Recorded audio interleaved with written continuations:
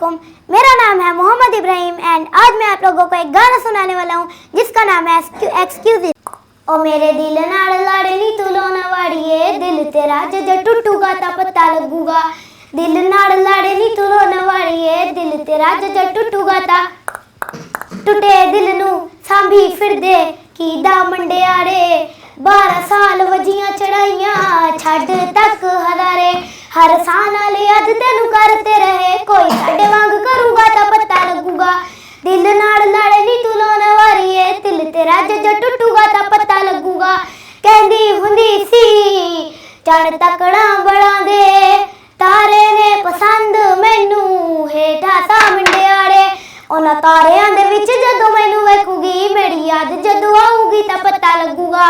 दिल नाल लाड़े नी तू लोना वारिए, दिल तेरा जज टूटूगा ता पता लगूगा।